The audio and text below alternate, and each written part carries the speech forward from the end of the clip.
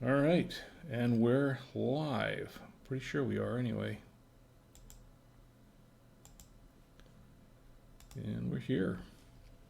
All right, and welcome to Drink with Rick. Uh, Getting started a little bit late. I had to set some things up here on the stream to make sure everything was set up correctly. But we are here and we are live, and this is the Saturday night wine stream where you can drink with Rick. I'm Rick, and welcome to my wine stream. Tonight we're going to be opening a bottle of the Baron de Ley Varietales, and this is a Tempranillo. This is a 2015. I have the bottle right here, and this should prove to be a very, very interesting wine. I picked it up at Wine Store here in Charlotte, and it came highly recommended to me, so I'm going to give it a try.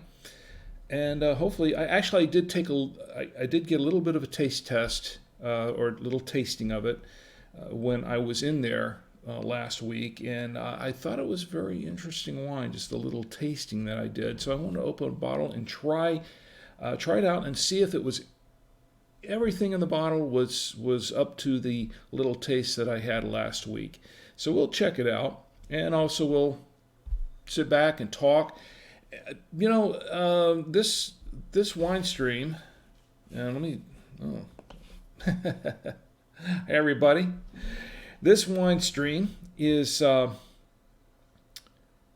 something I do every Saturday night now, just because it's fun, and just to bring everybody together. Bring everybody together and give everyone a chance to sit back, relax on a Saturday night, open up your favorite bottle of wine or beer or soda or water, whatever you have, and just relax. Just sit around.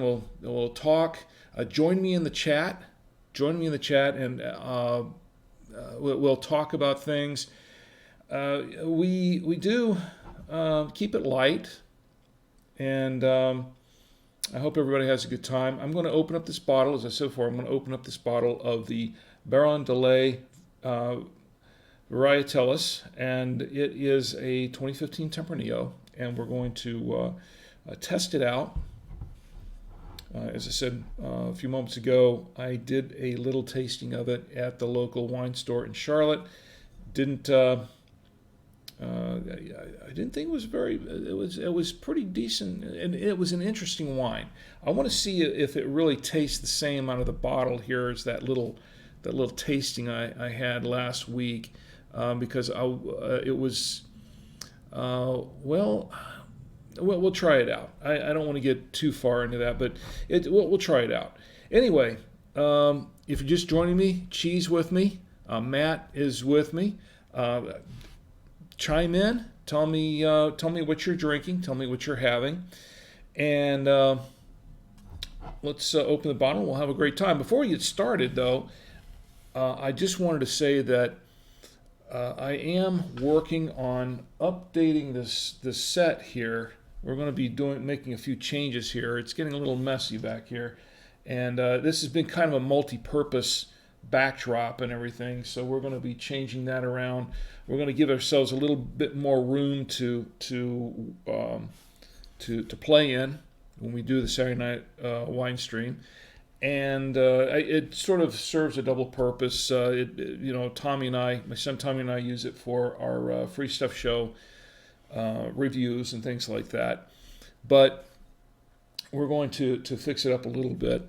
So this may be the last time you see it just like this. Hopefully, I'm pretty excited about it. We're going to be making a few changes. Nothing too actually, it is going to be kind of drastic. But I want to have a place to put all these bottles up here. As you can see behind me, I have been collecting these bottles of wine, a lot of which I've opened up on the previous wine streams that we've been doing the last 6 or 7 weeks. And some of them are wines that I just collected over time that I really, really enjoyed. But I want to have a place to put them all, because right now they're just sitting in the back there, just taking up space, and it's just kind of in the way back there. Anyway, So we're going to start this off. We're going to open up this bottle of wine. Once again, it's a Tempranillo, and I have with me my my big fancy corkscrew opener. This is pretty interesting. And if you're just joining me, if you've never seen this before, my wife Chi bought this for me. She picked this up at an estate sale sometime back, just shortly after I started doing these streams. And let me see if I can get a little closer shot of this. This is a very, very interesting contraption. And at first I thought, well, this is, I don't know if I can really get into this, but I really enjoy it. I really like this thing. It's a pretty cool little device. Well, it's not really so little. It's pretty heavy, actually. It weighs a few pounds, 2 or 3 pounds there, but it works pretty well. It's fun to play with. Anyway, I'm going to open up this bottle of wine, and I'll show you how this thing works. It's pretty cool. Let me see if I can get a close-up on this again. The way it works, if you've never seen one of these, and I had never seen one of these, I'm used to using a traditional corkscrew, and this is pretty much a new experience for me. The way you do this is you open this up, and then you clamp this around the neck of the bottle, and then it's just a simple push it down, and then pull it up, and the bottle is open. And to get the cork out is also interesting. First couple of times I had a little trouble with this, but I've perfected it since then. You do this in reverse. You clamp around the corkscrew, and voila, there it is. So it's a very cool little device, and I enjoy playing with it. It's a lot of fun. Anyway, we're going to check out this bottle here in just a minute. Before we start, I also have a few items with me. I'm going to try this. I'll tell you a little bit about this, and then we're going to talk about why I chose these items to go with it. The Ley Varietales is a red Tempranillo, full-bodied. It is full-bodied, and it's supposed to have some hints of blackberry in it, and it's very interesting. It's supposed to be kind of a little bit of you can kind of taste the wood in there somewhere, but it's. Let me read this just a minute. Let me pull up an image of this, and I've got it here somewhere. Pull up the image of the wine. There we go. Here's the front of it, so you can get a better idea of what the label looks like on the front. This is, according to the back, it's been created to the this ceiling. I can't read this thing so small. The collection has been created to rediscover the indigenous grape varieties of the Rioja region. Made from the Tempranillo grape, this wine delivers red and matured fruit, combining round and elegant tannins. Served at room temperature, it is the perfect match to all kinds of tapas and meat. Now, there is a, let's see if we can get a shot of the back end here. Backside. There we go. And this is, according to this, it has 14% alcohol by volume in this 750 milliliter bottle. And as I've mentioned many times, I think just about every week I've mentioned that I have discovered a long time ago that just because it says 14% alcohol doesn't mean it really is 14%. It is often it's often a lot higher than that, considerably higher. So good to know. So it's going to have a fairly decent alcohol content for this wine. And let me see. I'll get another shot of that that label there. I kind of like this label. It's it looks official too. If you look closely, it has a. It looks like it has. Yeah, it looks like it's signed by Gonzalo Rodriguez. So that looks pretty official to me. This wine, I picked this up at Wine Store in Charlotte, and it was about. I want to say it was about $8. I think that's what I paid for, $8 for this bottle. It was actually a pretty good buy at the time. What I've heard since then is that, and actually checking their blog, I understand that they are going to be raising the price on this very shortly. It actually sells, it retails, I guess, for about $15 a bottle. They've been offering it as a special for about $8, $7.99, but they're going to be raising the price very shortly on this, and if they haven't already done that. So if you're in the Charlotte area and you want to get a good buy on this, I think last I checked, they had 30 bottles left or something. I don't know, but this is proved to be fairly popular there. So we're going to try it out. And maybe they'll have a couple bottles left, so that after I drink this one, if I really like it, then maybe I can pick up another bottle or two. We'll see. Anyway, this is. Let me see if I can.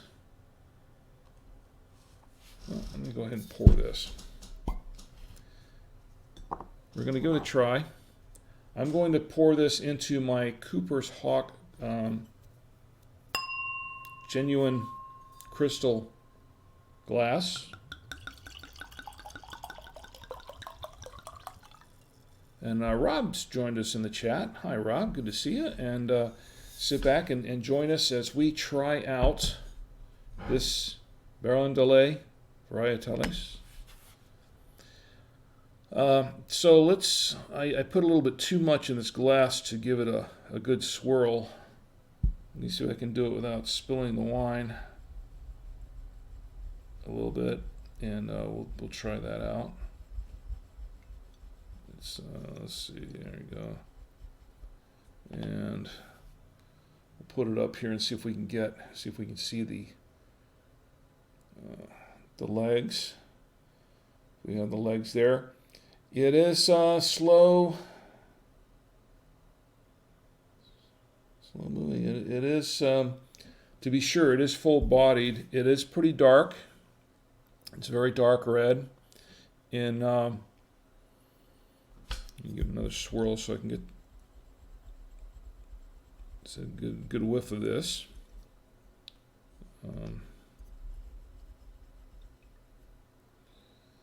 It does have legs, but it's very it is full-bodied. And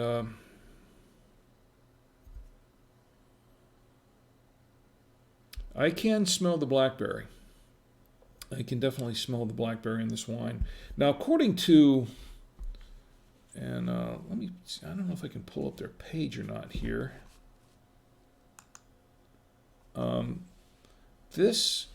According to this, it pairs well with grilled meats, and it works as a nice wine for a dinner party.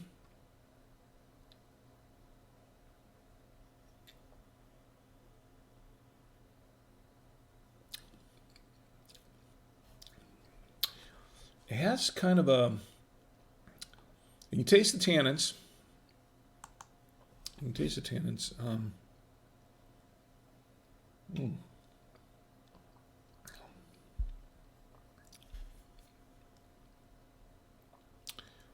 Has a very tastes a little wood in there. That does. It kind of that's what I had, almost like a, I wouldn't say well, this kind of reminds me of taking a walk through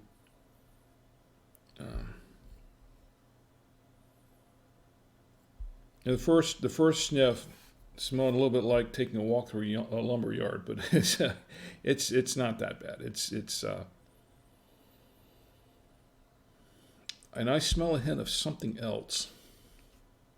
I'm not sure what this is. It smells like, I can't put my finger on it. It smells like something very familiar. It smells good though.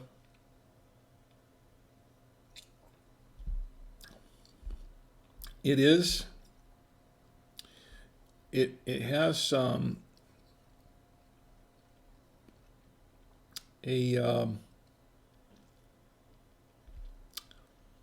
trying to. I don't know. I can't pick out that taste.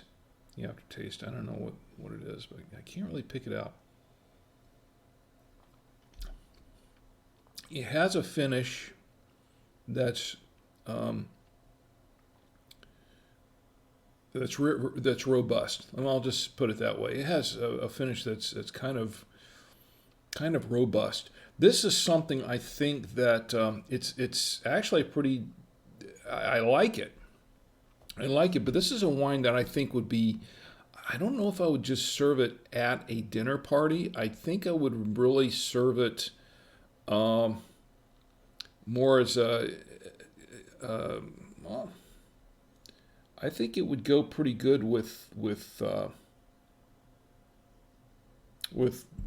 don't know, maybe a little steak. I like it. Let's see what they say here. Go back to the to their page. We can pull it back up. There we go. I don't know if I can pull it up so everybody can see it here, but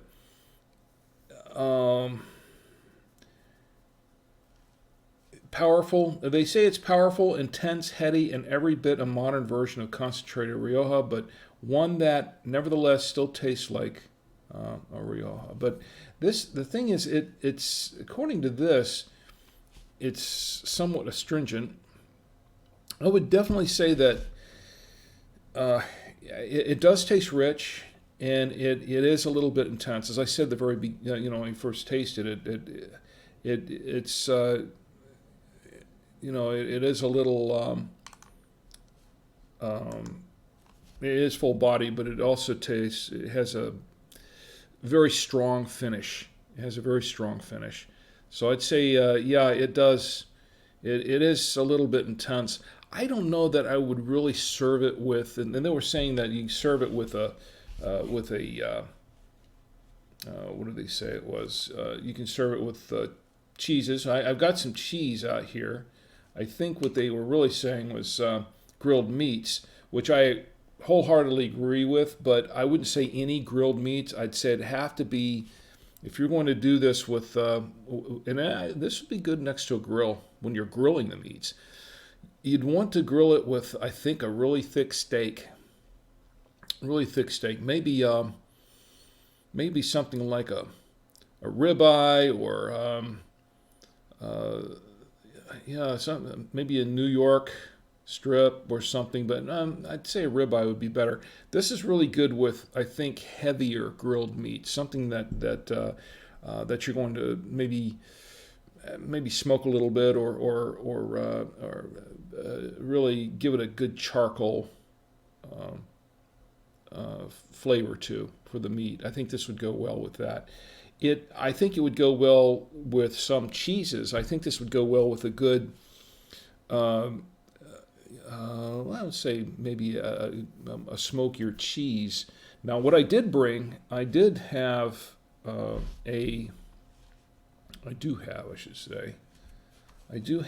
me I'm not sure if this is Gouda or if this is cheddar here, or maybe a mix. I don't know that it would go very well if it was a Gouda. I don't know if it would go very well if it was, I haven't had that much to drink. I don't know if it would go very well if it was a Gouda cheese, but I would say if it's a very sharp cheddar, I think it would go pretty well with that. I also have some turkey pepperoni, something smoked, a smoked meat.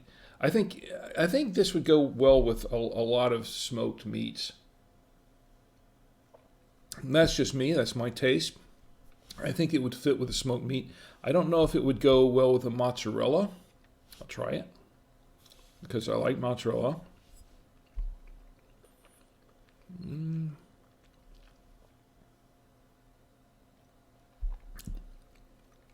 I think I'd stick with the smoked meats. I would say that it is a pretty decent wine, but if you do not like heavier wines, and this I think is a heavier wine. It's a denser wine. Hi, Patty. Patty's joined us in the chat. Good to see you. Don't be shy. Say hi. Let me know what you're drinking. If you're drinking anything, if you're not drinking anything, that's okay too, because we're just hanging out and having a good time on Saturday night. I would say that this is a heavy wine once again. So it's not something that I think it's not a dessert wine. So yeah, they say dinner parties on here. Maybe depends on the kind of dinner party you're having. If you're serving steak, yes. If you're serving lighter fare, I would say maybe go with. Let's see, what do I have here? Oh no, definitely not the $2 chuck. I would say go with the. Let's see, maybe the Evodia or something would be okay with that. You know, speaking of which, I was speaking of $2 chuck, but I'm not going to speak about that anymore tonight. There is. Last week, I made a mention of an oak something, and I thought it was Oak Hill or something like that, wine that I tried before, and I didn't like it at all. It was sort of like a $2 chuck, but even chuckier than that. And I couldn't remember exactly what I thought it was Oak Hill or something like that, but it turns out it was actually Oak Creek. Well, she picked up one of these for me today. It's called Oak Creek. This is a Merlot, and this is one of those wines. We were talking, we were making some fun of the Charles Shaw or the $2 chuck wines, and some of the really cheaper wines like this Sutter Home here. And I was talking about how this is the kind of wine that you drink when you don't have any wine to drink, especially if you're traveling and you're in a hotel room and this is all they're selling down in the hotel lobby. That's what you get because there's nothing else going on. But this is I tried a bottle of this some time ago, and this. Let me put it this way: I drink the $2 chuck first. If I had this in the chuck, I would drink the chuck first, and that's I'll tell you just how lowly this ranks. But this one, I mean, that was just personally. I didn't care for this at all. It was not. I don't know if I would really call this wine, but it's not something I would drink unless there is nothing else to drink, and that's the only wine. You know what? I would say, actually, come to think of it, if this was the only wine you could find in the store, I would say go get some grape juice. That might work better for you. I didn't like it. I'll just put it that way. It was not. I'll give this 2 thumbs down. If I had 3 thumbs, I would give 3 thumbs down. But it was that bad. It was $2.99. Now I think when I first bought a bottle of this, and I bought it at the local Harris Teeter, I think it was $2.97. But she picked one of these up for me today because I wanted to have one to show everybody here on the wine stream what not to drink, and I think it was up to $2.99 a bottle, which is on par with the Charles Shaw with the $2 chuck, which by the way I have over there. And you know what? We were talking last week about how if you've been to hold on a second, I got to drink some more of this. There we go. We were talking about how if you have compared, if you go to Trader Joe's and you buy the Charles Shaw or the $2 chuck, which around here in North Carolina it's actually $2.99. They keep it just under $3, so you can still call it $2 chuck because they don't really want to call it $3 chuck. But if you compare a bottle of that to a bottle of, say, like a real wine like this, and you set the two bottles side by side, you notice that the Charles Shaw or the Chuck is considerably lower. It's a shorter bottle. There's a reason for that. Now we did suggest, I did suggest that, hey, let's open up a bottle sometime and let's pour it in a beaker and actually measure and see if there really is 750 milliliters in the bottle. I would say there probably is. The difference is because you've got the pit down in these bottles, a pit that signifies that this bottle is for long-term shelf life, a longer term, so it can catch the sediments down the bottom of the bottle. These bottles, like the Chuck and like this one, do not. They have a completely flat bottle, as you can see here, flat bottom. Let me see if I've got here I've got a bottle of something else here. Let me show you this 40th anniversary Camus, which is about $100 bottle. This is about $110 a bottle if you can find this one now.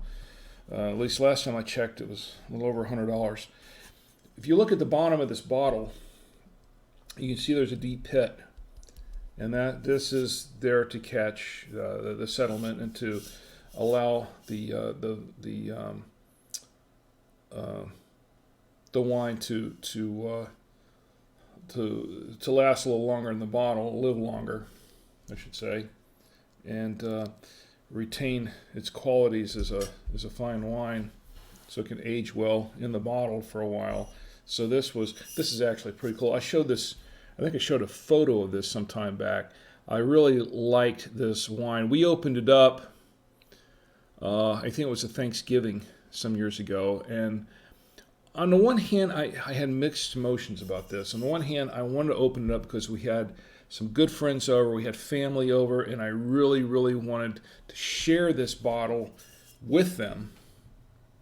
And it was a great experience. Everybody loved the wine. It was excellent, and I'm glad we did. On the other hand, I wish I hadn't, because now I do not have this wine to save and savor and drink. And so it's mixed emotions there, but this was a really fine wine, as opposed to this, which is obviously not. And now I don't suggest you go to the supermarket or the store and base your wine buying on how deep the pit is or whether or not it has one. I wouldn't necessarily say, yeah, that's a true test of whether a wine is a good buy or not, because I think we've had this discussion before too, that wine buying is not that cut and dry. And yeah, there are some good wines out there that are $40, $50 a bottle or more. There are also some bad wines out there that are $40 or $50 a bottle or more. I have had on occasion an expensive wine that was not up to par. I have had wines that were $5 or $6 a bottle that I really enjoyed, that really put the $40 bottle of wine to shame. And you're going to find that. It's a hit and miss thing. You're going to find that the wine, and of course it's going to depend on the year too. It's going to depend on the year. It's going to depend on the crop, the grape crop for that year, and where the grapes came from, and there's so many variables involved that you can't necessarily say that, okay, you can get a bottle of 2015 Tempranillo here. Say maybe if there was a 2014 or 2016, that's going to be the same thing, because it's not. It's going to depend on a lot of things. So I can tell you that this 2015 bottle is. Now you can also get a bottle, maybe if it was handled or mishandled during distribution or shipping or whatever.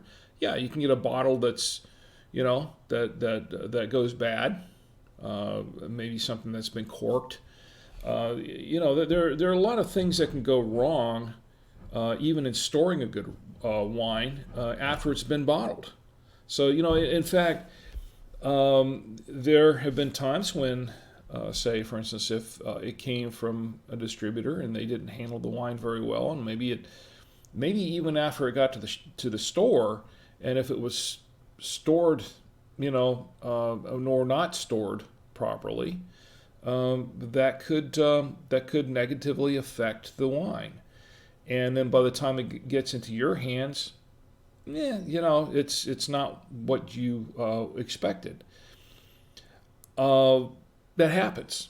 But for the most part, if the wine is, you can use this as a guide, I should say. The wine is such that, check the bottle, the bottom of the bottle for one thing. If it doesn't have a pit like this one, there's a pretty good chance this wine was not designed to sit on the shelf very long, and you probably need to drink it right away. And in this case, if it's a $3 or $4 bottle of wine or $2 bottle of wine, I would say your chances of getting a really good bottle of wine out of that are probably not very good. You get what you pay for in that respect. If it's a $2 or $3 bottle of wine, I can safely say that, in my personal experience, that it is not very often that you will get an exceptional wine for $2 to $3. It hasn't happened yet to me. So if it's happened to you, let me know. I definitely want to try that out. But I have not seen that yet. However, you check the pit. The deeper the pit, supposedly, the deeper the pit, the better storage the wine has. So I don't know, but that's what makes it. Now look at this. You can see how much shorter this is than this bottle, and it's the same is true with the $2 Chuck, which I actually have one down here.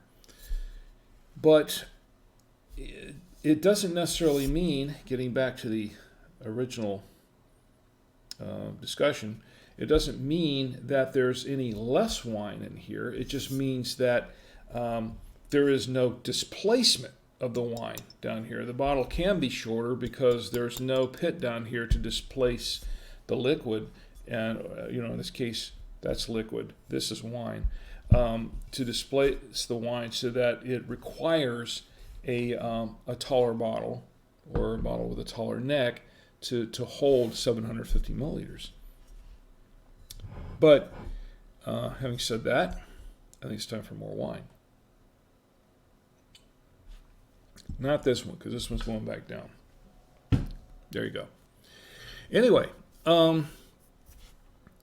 I have tried a couple of $6 bottle of wines, even a $5 bottle of wine that I thought was pretty good. Now, my sister Gina, I'll see her in here tonight, but unless I'm missing something with the chat, because I don't see. Well, let's see if I can catch and make sure that. Okay. I don't see her in the chat tonight, but I will say that she suggested some time back, a few years ago, a wine to me. It was $5 a bottle, and I don't know if I have one out here or not. No, I guess I don't. And this was from Trader Joe's, and it actually was a fairly decent wine for $5 a bottle. I've also tried a Chianti there, and right offhand I can't remember the name of the Chianti, from Trader Joe's as well. that was about just under just under $5 a bottle, about $4.95. But it was a Chianti that it was kind of a low end Chianti, but I liked it, and I buy a bottle every once in a while just because I just happen to like that particular Chianti, and it's to me that's a pretty good bargain. It's a pretty good deal, and I'd buy bottles of that I'd buy 4 bottles of that over 2 bottles or 10 bottles of $2 Chuck any day. So you kind of get what you pay for, but not always, not necessarily. I have had, so don't buy a bottle of wine just because it's $15 or $20, and don't go out and buy a bottle of wine that's $25 or $30 just to impress your dinner guests or at a party, because first of all, when people go to a party, I can tell you, at least for me, when I go to a party, I'm not really looking to see. No, just losing my. There you go. I'm not looking to see how expensive the wines are, how much they paid for a bottle of wine. I'm going there to enjoy the company. I'm going there to have fun at the party, enjoy the company, and drink wine, of course. And so I'm not hung up on that sort of thing.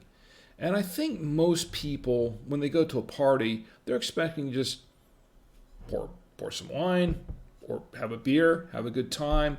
And I don't think most people go to parties, at least I don't go to parties expecting to be served the finest wines. I just don't.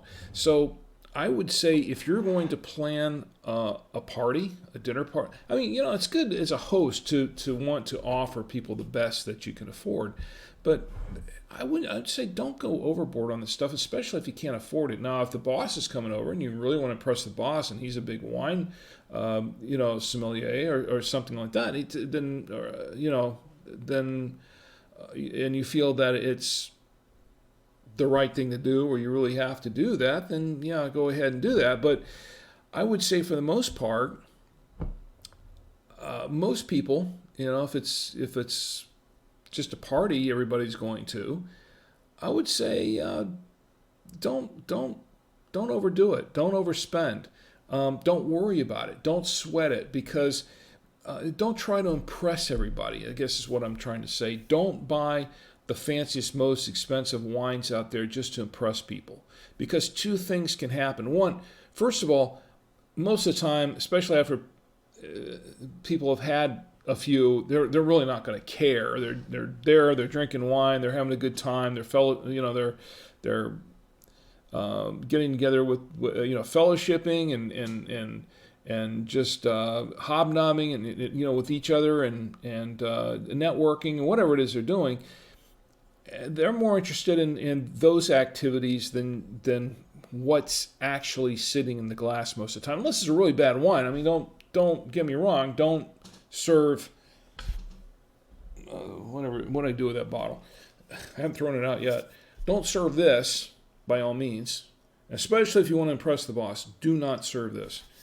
If you want to impress your wife or your husband, your boyfriend or girlfriend, don't serve this, okay? Because you won't. If you are wanting to impress people, I mean, no, don't do it to impress people. Buy the wine that you like and that you think other people are going to like, and serve that. Serve it because you trust the wine, it's a good wine, or it's been reviewed. Like, say, for instance, here on the wine stream, if I say, hey, this is a pretty good wine, and you might like this wine, and it's in your budget, and you say, hey, you know what, maybe I can serve that at a party, go for it. I mean, if somebody else has recommended a good wine and you like it, then why not serve it? That's the wine to serve at a party. But don't go out and spend hundreds of dollars for half a case of wine just because it's expensive wine, because you may be disappointed. The first thing, you're not going to impress anybody because they're not there to look at the wine labels. They're there to have a party. So you're not going to impress people most of the time. The second thing is you might get burned. You might get burned on that bottle of wine, because if it is a $30 bottle, you go out and buy a case of wine that's $30 a bottle, and you spend a couple $100, $200 or $300 on wine, and it turns out that all that wine is no good. That's what they're going to remember at the party. They're not going to remember they don't know that it's going to be $30 a bottle. They're going to know whether or not the wine's any good, and if the wine's no good, the wine's no good. That's what's going to ruin the party. So I would say, don't overspend. Plan your party out not in terms of how much money you're spending on the party, but plan the party out in terms of how good the wine is, and if the wine that you're serving at the party is $8, $10 a bottle, $12 a bottle. First of all, you'll save some money if you're buying a case of that, as opposed to buying a wine that's $30 a bottle or $40 a bottle. And second, the wines, you've got $8 bottles of wine that are good, you'll have a successful party, because people won't be thinking about how much the wine's costing. And first of all, they're going to drink it and they're going to say, hey, this must be pretty expensive wine. They're not going to know. All they know is the wine was good, the party was great. End of story. So I would say shop around for wine, not based on price, but based on what you like and what the recommendations you've received from others that you trust. And hopefully you trust my recommendation and might pick up a couple of these bottles. If you do, and if you're in the Charlotte area, pick them up at Wine Store, because that's and there are several locations around town. I am not being paid by Wine Store. Don't just for full disclosure, I'm just a patron there. I like to buy some of my wine there, and they've been really nice people. They're very knowledgeable about their wines. And I've learned a lot of things about wine since I've started hanging around there, and they'll treat you right. They're really, really nice people. They have a lot of things going on. They have a number of activities. I think they had a wine tasting today during the day. I couldn't make it, but I wanted to go. But they were tasting a rosé, I think, today, and that they had on special. And I really want to make that, but just for various reasons I couldn't get there in time, and I didn't want to be late for this. So, but I do try to go there on their Thursday evening. They do a Thursday night wine tasting, which is pretty good, and they have their wine bar, which is also pretty neat. Another thing that I like about that store, you can buy a wine tasting card. You can buy a card. And that's refillable, and you can put some cash on the card, and they have a little kiosk or wine bar there that has samples of tastings of a lot of their different wines, and they switch them out from time to time. And you can go in and those are paid tastings. They do some free ones on Thursday, but they do some paid tastings, and you can go in and take your card in there and use that to buy some of those, to go through some of those wine tastings. They will even keep your card there if you frequent that particular store. They can even hold your card for you, keep your card, so when you come in, some of the regulars do that. They'll have your card right there ready, and you don't even have to bring your card in case you lose it or something. It's pretty cool. I really like it. It's not a very big. The one I go to in Blakeney, it's not a very big store, but I really like it. I like the atmosphere, and the people there are really nice, and it's actually kind of a good place to meet and talk with other wine aficionados. There are people that enjoy wine. It's just kind of a cool place to hang out and try their wines. So if you're in the Charlotte area, I think the wine store, you might want to check that out.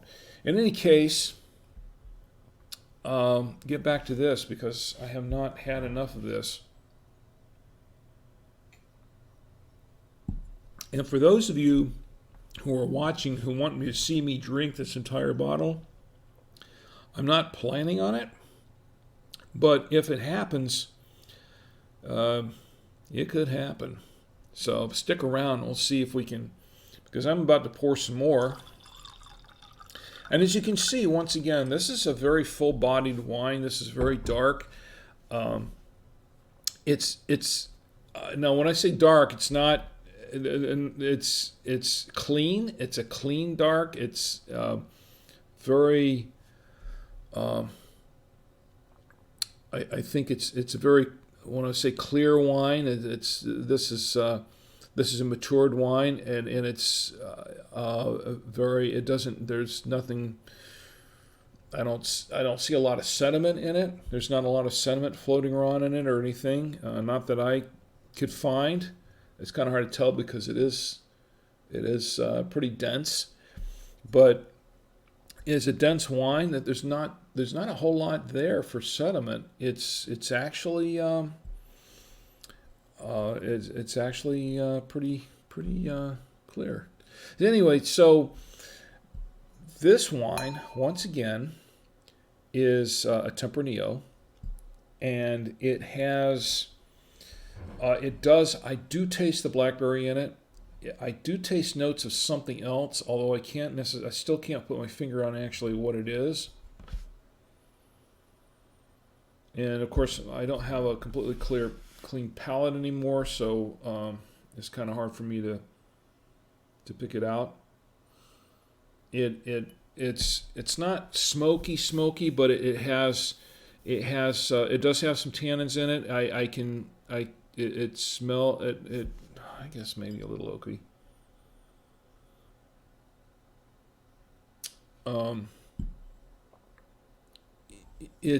I like this wine, but once again, I highly recommend if you're going to choose this wine. This is not the sort of wine that you'd want to drink with light fare. You would want to have this with a full meal. I would say. When I say a full meal, not any full meal, you'd want to have this with red meats, with and I would say grilled meats, and it might go good with barbecue, and it could go good with some barbecue, but definitely grilled meats that are heavily grilled or smoked. I would say really choice cuts of meat, or something like a New York strip. As I mentioned before, like a ribeye, something with some a heavy meal in general. I think a ribeye with a baked potato. That's what I'm thinking, actually. A ribeye with a baked potato, and I love baked potatoes. She knows that I do. She's pretty good at doing baked potatoes and steaks. And actually, I should save some of this for tomorrow in case we have that. But I don't think we're going to have that tomorrow. Tomorrow, I think we're having smoked turkey. This is not a smoked turkey kind of wine. I would recommend. Let's see, for smoked turkey kind of wine. Well. You could go for a white, you could go for a red with smoked turkey. I know usually with birds you want to do maybe a white wine, maybe a Pinot, something like that, a white Pinot or something, or maybe a white Zinfandel. She actually purchased a white Zinfandel wine that would probably do okay with turkey. I think that probably would. I am not a white wine drinker. And by the way, I just noticed Chris is here in the chat. Hi, Chris. It's great to see you. I hope you're doing well. And chime in. Tell me what you're drinking, if you're drinking anything. And if you're not, chime in anyway. Just say hi. I was going to say that the white Zinfandel is okay for birds. But see, it's a smoked turkey, which is a little bit different. We actually I think she picked hers up from honey baked ham, and I love honey baked ham smoked turkeys. Those are really, really good, and we usually have those around Thanksgiving, um, around at the end of the year, holidays. Tomorrow's a holiday, so she picked one up for that. Now, interesting thing about she's very good in the kitchen. One of the things that we usually get from the honey baked ham, if you've ever shopped there, is the sweet potato souffle. And last Thanksgiving, for some reason, they changed their recipe for the sweet potato souffle. Historically, I love their sweet potato souffle, but their sweet potato, it's really, really good. But they changed the recipe for it, and the last time we had on Thanksgiving, we had it, and it wasn't the same. I didn't really care for it as much. I thought, well, this isn't all that great. Well, she went down there to pick up the smoked turkey, and they were out of the sweet potato. And she says, well, I'll just make my own. I'll just bake my own. So she had a recipe she came up with that I think she tried it before, and she just baked her own. It's sitting downstairs right now. It's not for us to touch until tomorrow when we have the turkey, but I'll tell you, it looks and smells awesome. I mean, I can hardly wait to try this. I think she really, just from the way it looks and the way it smelled, I think she really nailed that one down. It was. I can hardly wait to try it out. It's going to be awesome. I don't know. I'm probably going to have the white Zin with it because that's what she bought for the turkey, and she prefers a white wine over red anyway. She doesn't drink it that much, but when she does, she likes the whites. And I think that would be okay for the turkey. I think her choice was okay. So we're going to do that, and I think it'll probably go good with the sweet potato souffle. And I can hardly wait for lunch tomorrow. It's making me hungry. And now that I'm looking at this turkey pepperoni, it just seems so. It's turkey pepperoni, which isn't bad. It's still a smoky meat, which still goes okay with this. I have the mozzarella here. I don't know if this is a Gouda or I'll try it.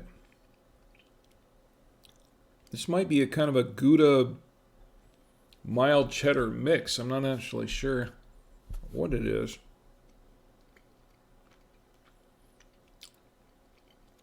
Yeah, it's Gouda. I love Gouda cheese. Does not go with this wine.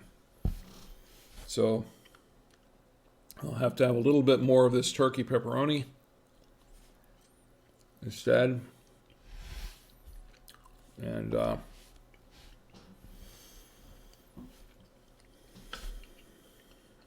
that'll help clear the palate a little bit from the Gouda.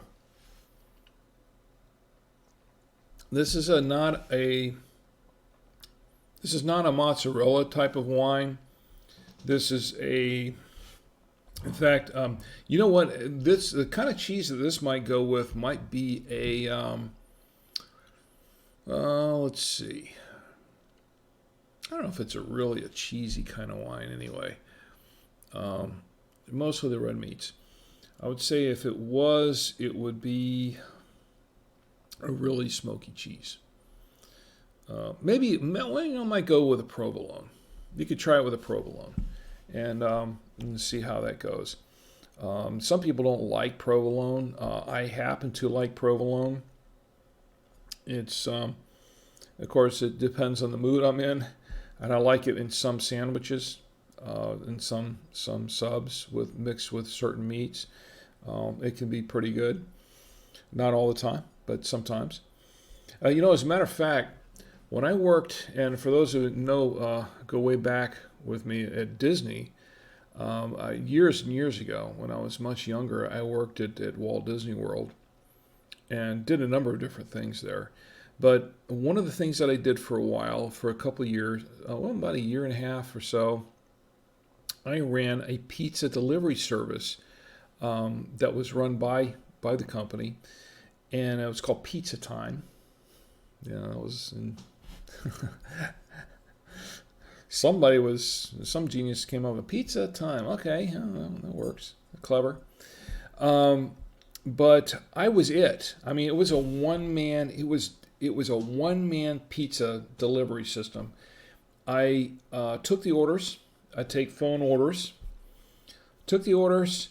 I make the pizzas, shove them in the oven, bake them, package them up, and then throw them all in a van and drive out to the resort areas where we made the deliveries around.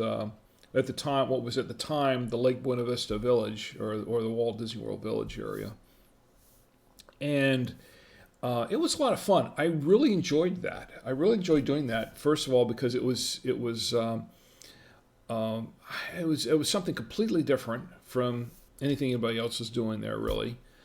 And I was pretty much my own boss for the most part. I mean, we had a supervisor that managed. We worked it out of the Veranda restaurant at the time, and it was actually the actual pizza operation was we used all of the equipment and everything out of the Sara Lee Bakery at the time that was attached to the Veranda restaurant, and no, it was just me. I did everything. I mean, the supervisor pretty much gave me free reign to do all kinds of things. Now, we had a basic cheese recipe for the pizzas that was initially developed by one of our chefs there at Disney, but I was free to make adjustments to it or change the recipe as needed. And the original recipe, I think that some of the I don't know if we got complaints per se, but they didn't think it was all that unique. So I came up with my own cheese recipe where I changed the mix because I would come up and mix the cheeses. I would come up and do the cheese mix. So I came up with my own cheese mix, and it had 5 or 6 different cheeses in it, and we had them all.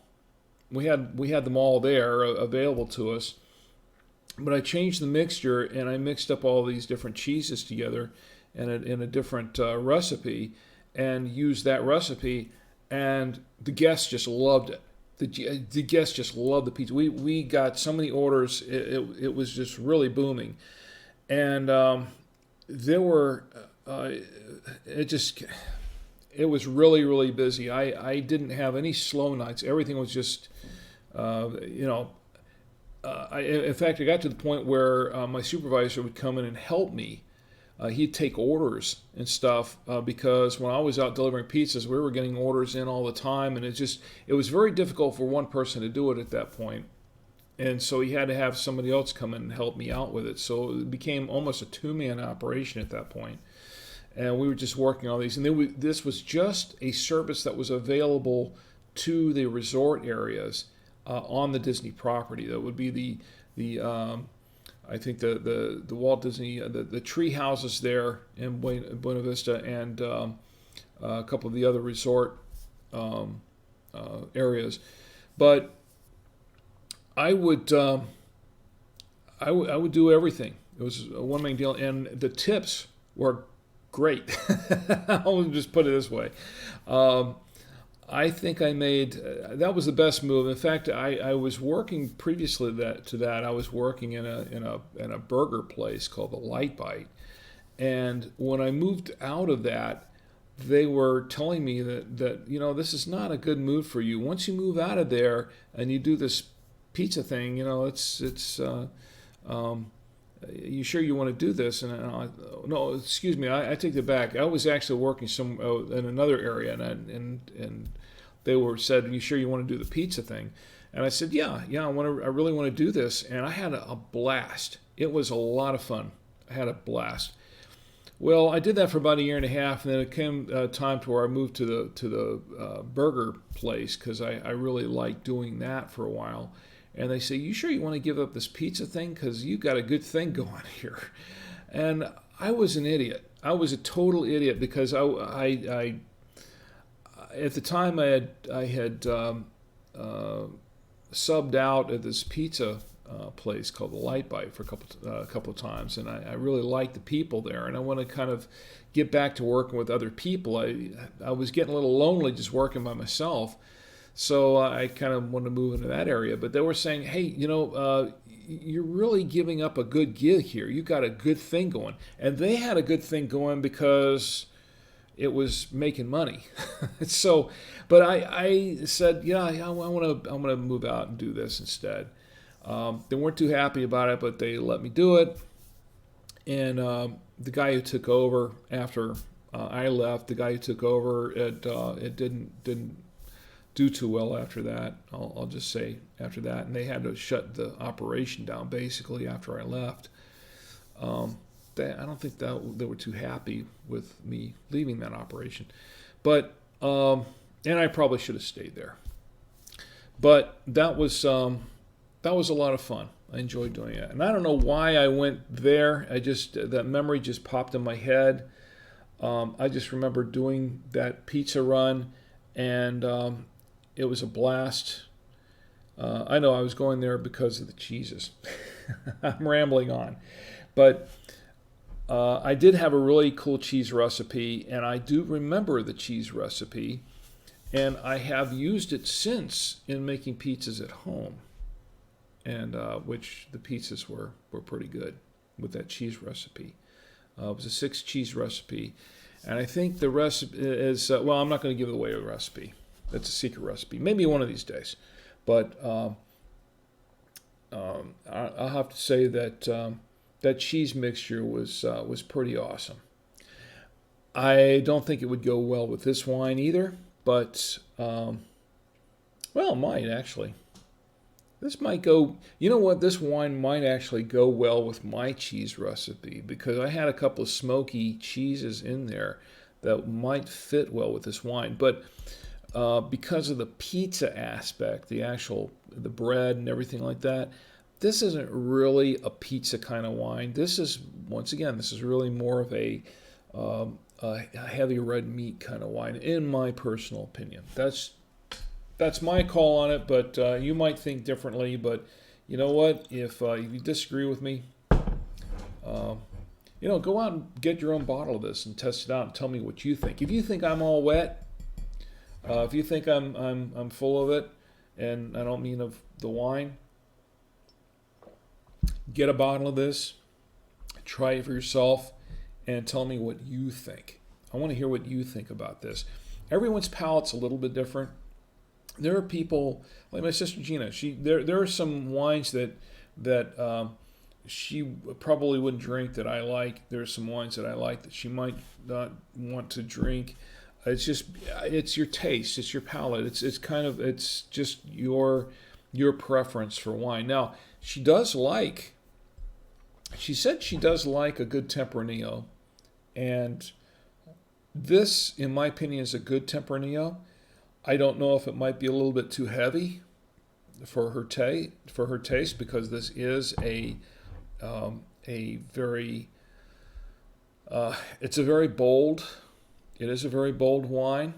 I think the way they put it, I think that they said it was intense, and it is kind of an intense wine. But it's very bold, and those are my words. It's a very bold kind of wine. It has a very strong finish. My words also as well. But I like that. And you know what? Sometimes I like bold wines. It kind of depends on the mood I'm in, but I do like bold wines. Just as sometimes I like, and I'll tell you something else about myself that's interesting. That a lot of people don't like. Say, for instance, the very very strong flavors. I happen to like some very very strong flavors. Now, I'm not the kind of person who will well.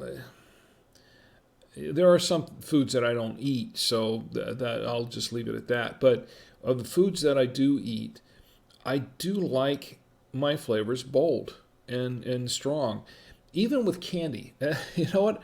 I have a sweet tooth, and I like some candies, and there are candies that people will not eat because they think it's too the taste is too strong and bold and sour. I like sour candies, but they have to be really strong sour candies. I do not like if it's a sour candy that some people that's kind of weak. I don't like them. They've got to be really really strong, really sour candies. Something that's really going to grab me, and I would the more sour the better in my opinion. That's the kind of candy I like. If it's going to be that's why I like some of these stronger flavors like cinnamon. I love a strong, bold cinnamon flavor. I love a good, strong mint flavor. If it's really minty. Tommy and I did a review not too long ago on some Vitamins that were caffeine mints, and he didn't care much for the peppermint ones, but because they were really really too strong and going down his throat. But I liked the peppermint because it was just a strong flavor, and that's just me. I love strong flavors. And I think this is why I like this wine, because it is a strong, bold wine. It has a strong, bold flavor to it. So I can drink this wine. It's good. Now, if you don't like a bold wine, something that bold flavors, if your palate, if that's not your taste, then you might not like this wine. You might not like this wine, and I recommend it. But because I like it, but you might not. But having said that, if you do like strong, bold flavors in your wine, check this one out. I think it's worth trying out. I like strong. One of the things I used to do when I was grilling meats and she made me stop doing it because she said there could be a cancer risk to it. As I love the smoke, the liquid smoke.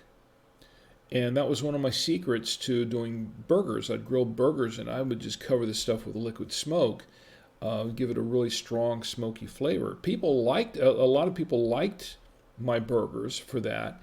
And I loved that flavor to it.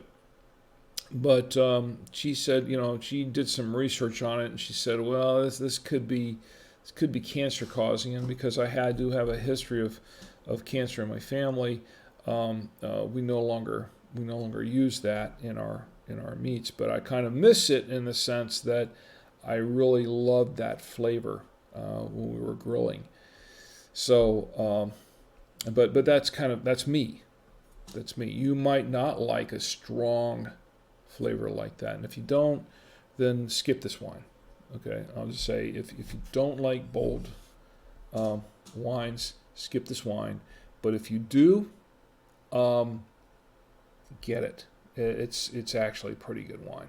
I like this, the Baron de Ley Varietales.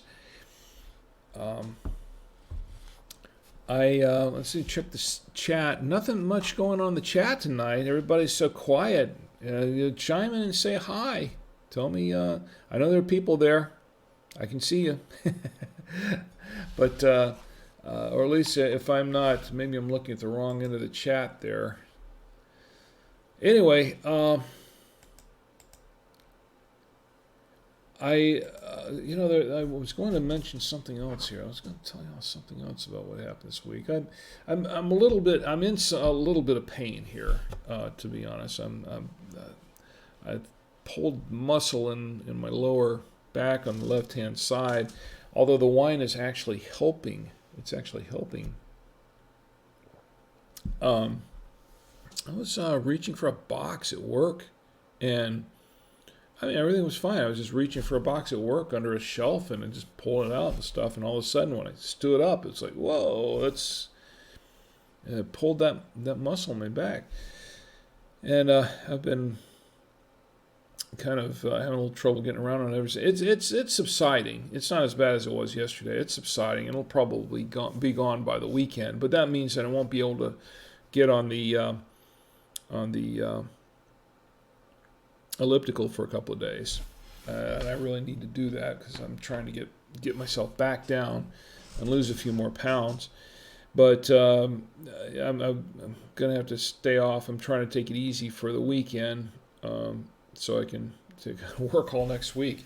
And it's subsiding a little bit, but it's still kind of sore. And just in that one spot, just right around a bone in the back there, it's just, I don't know, I pulled something there. Anyway, and the wine is helping. It's definitely helping. So I will have some more of it. Sometimes that sort of thing happens to me. I'll pull the same little muscle out of place, and then it's a couple of days of rehab for me. It's kind of not doing much of anything until that subsides. But I don't remember where I was going with that, and that's because this wine's pretty good. So I'll have some more. And I know you want to see me drink this bottle. I know you want to see me finish it. I don't think I'm going to be able to do that before the end of the stream. But I'm at the halfway mark now. I'm actually at the halfway mark. So I'll tell you what, let me pour a little bit more of this. There we go. A little bit past the halfway mark now. There we go. I'm throwing it up to the lights. Anyway, I was going to show you something else. For those who are curious about the studio setup. In the studio, and it's like, well, he's in a studio? Well, it's my home studio. And I've got a couple of pictures from it from way back when I, in various stages of setting this up. This is when I initially set up the studio. We had a backdrop. I was actually doing stuff for those of you who knew me from my days of doing the Force Field podcast. Of course, I've been podcasting since early to mid 2006. I'm one of what they call the old guard podcasters, the old school podcasters. I go pretty far back on that, and the Force Field was a podcast for IT service providers, and I'm not going to go into a long thing with that right now, but I did that for a number of years, and I was originally going to set up do some videos for the Force Field, and originally when I put the studio together, initially I'd set up a backdrop, and I had a plan for doing this. I scrapped that plan after I canceled I'm the one who canceled the Force Field podcast. In fact, the podcast was going on pretty strong. I was getting quite a few inquiries from potential advertisers. I had people that wanted to advertise. I had companies that wanted to advertise with my podcast, and I had some other things going on with the podcast, and I actually walked away from it, which was probably one of my biggest mistakes ever. It was one of my biggest mistakes in podcasting. It was probably one of my biggest mistakes ever as a professional of anything. And but I had some reasons for it, but I just kind of just set the whole thing down and walked away. And this was what I had going at the time. Since then, I've done some other projects. I'm continuing to do that sort of thing. Of course, I'm streaming this now, but I've been I've been podcasting for 13 years, just about, and uh, done a few things. A number of podcasts. I've done hundreds of episodes of various podcasts. I do one now. I do it professionally now, uh, which is great. But when I first set up the studio initially, this was what it looked like, and I've got a photo of it.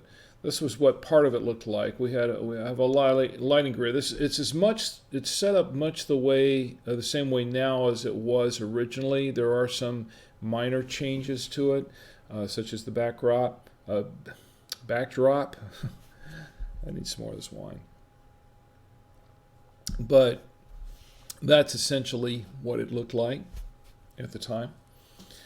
When I first set this up, actually we added a couple of lights. The light bar was there. I had a couple of these big lights on the side to light the background separately. That's in the center there is a teleprompter, and then we had another light in the back to backlight me when I was standing up, and that was the original setup for it. And Tommy and I, after I stopped the force field, and Tommy and I started doing the free stuff show, and we started doing some of the reviews. I kept that because I spent some money on that, and I wanted to get my money's worth out of it, so we kept it and used it for doing those reviews. We did about half a dozen of those for our YouTube channel, and I wanted to get a little bit of a return on it after all the money I spent for doing this sort of thing. And let's see. Then of course I've got a green screen. This is my green screen. And Ed, if you're watching, Ed Panis is a good friend of mine, and he and his wife Shelley do a podcast called Selling Sarasota. And he's been experimenting with green screen stuff, and he has his own setup, which I think is actually pretty cool. He has a nice little setup going. He's done some videos called Ed Has a Green Screen, which is pretty cool. I like that. But we did a green screen setup. That was ours for a while. I have used this a number of times. I've used it for work. If anyone has seen any of the videos that I've done for by RadarDetectors.com, this is where those were shot. Here at this setup, I've done a number of those, and since then we have changed it to the current setup that we have now. This is actually we do have the green screen. It's not in place here, but one of the things I want to do is I want to do more of that sort of thing. Tommy's used the green screen setup as well. He's set it up before to do some things for some friends of his, and a client or two, and he's used the green screen, and it's been so we've gotten our money's worth out of it for the most part so far. But what we want to do is we want to kind of completely redo this. I can't really show this to you right now, but we've updated our platform a few times. We've updated our studio a few times. We've added a platform here. We've added a riser. I'm actually sitting on a riser this whole set, and we kind of did the set here to do our free stuff show reviews.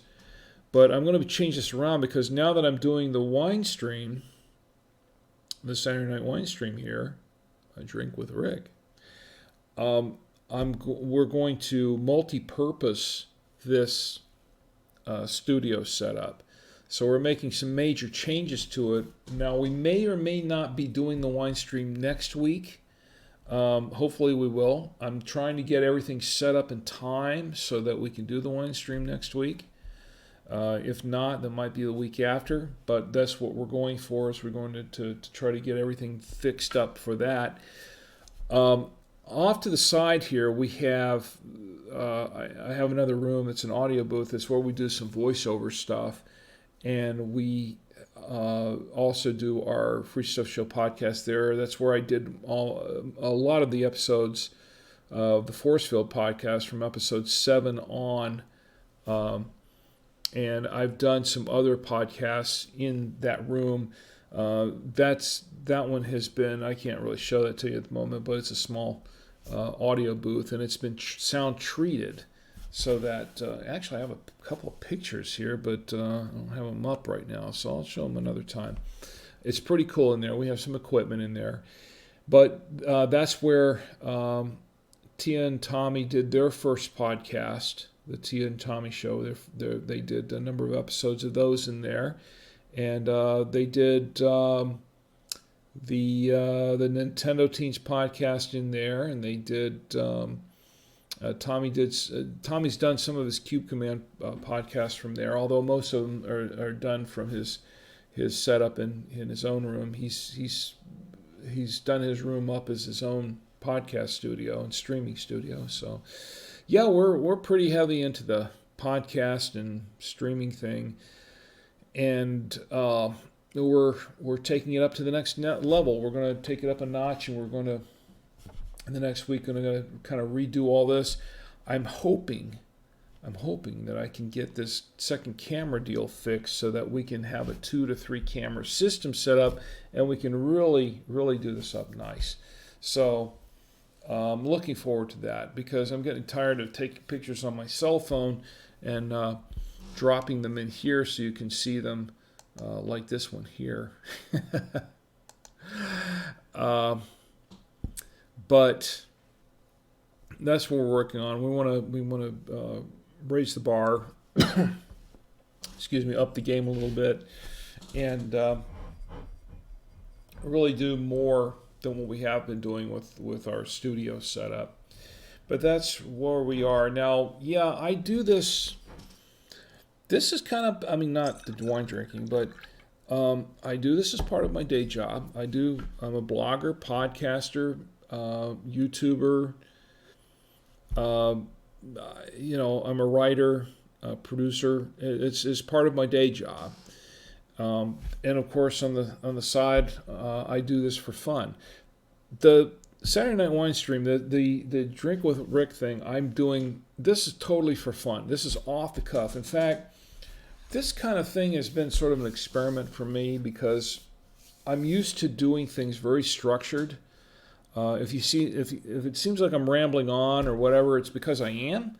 Because traditionally, anything I've done has been very structured, either scripted or outlined very carefully, very, very closely structured.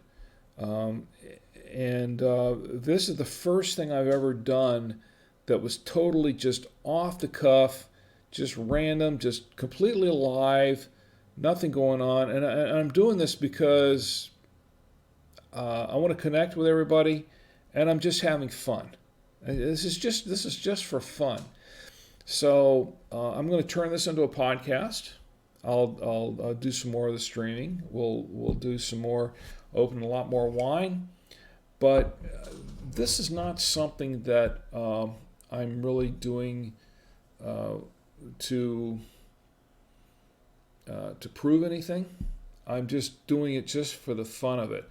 So I know there are some podcasters. I know I have some podcaster friends out there who are looking at me and saying, "This is ridiculous. You're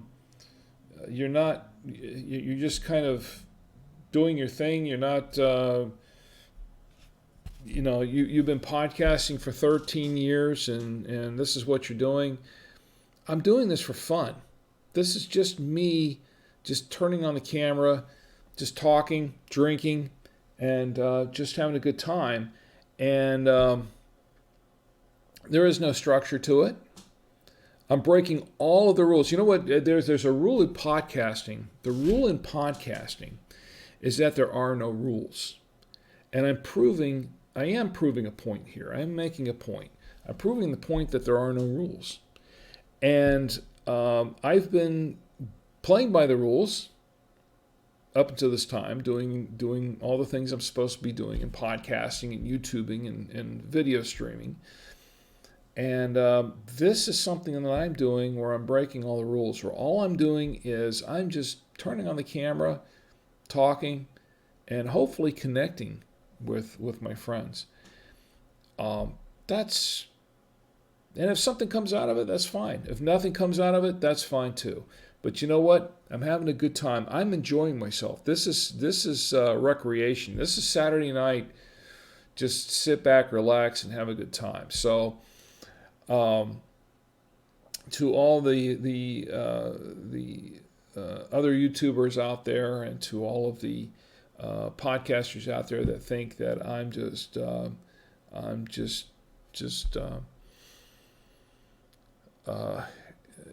breaking all the rules. Yeah, I am. It's just me having a good time. That's all. And I really don't care. You know? I'll save all that other stuff for all my structured podcasts and everything else I do, my day job and all that. That's different. This is just me just kind of hanging out and using this technology just to connect with everybody, just having a good time. And mostly drinking wine. So I encourage everybody to drink with Rick. This is for all my friends. This is for... by the way, last week, my sister Gina was in here, and she has a birthday coming up on May 25th. And on May 25th, I'm planning something very special. Can't tell you what it is right just yet, but May 25th happens to be a Saturday night. So we're going to do a Saturday night wine stream, and we'll do a special birthday celebration for my sister Gina, who also happens to be a wine sommelier. She's my sister. I don't like to say a wine snob because that sounds too I don't know. This sounds too snobby. A wine sommelier, a wine aficionado, a wine connoisseur, somebody who just enjoys wine. Can't we just enjoy wine? Yes, we can. So I'm not the world's best, expert on wine, and I'll be the first to admit it. I don't know, there are people watching, probably Gary V. He's probably not watching this. But if Gary V is watching, he's probably looking at me and saying, "Oh, this guy." But look, I'm not doing this to impress Gary Vaynerchuk or any of the podcasters out there or any of the YouTubers out there. I'm here to do this just to have a good time, and because I like wine.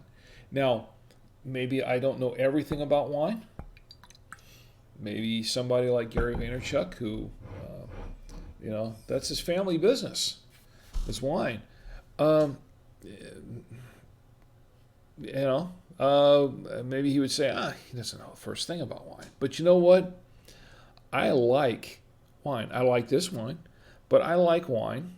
I like to drink wine. I know what I like. I know what I don't like. I know there are wines that I don't like to drink and that I won't drink. And there are wines that I do drink. And I think that's what's important. It doesn't matter to me what, if you don't like the wine, that's fine. That's fine for you. But I like this wine. The point I'm trying to make, I know it sounds like I'm rambling, and I guess I kind of am, but the point I'm trying to make is we all have different tastes. We all have different points of view. We all have different visions for what we think the world should be. And I don't want to get political because this is not a political show. In fact, I don't talk about politics. I don't talk about religion. I don't. Those are two subjects I don't talk about because they divide. I want to bring people together, not divide them. This is something that brings people together, wine.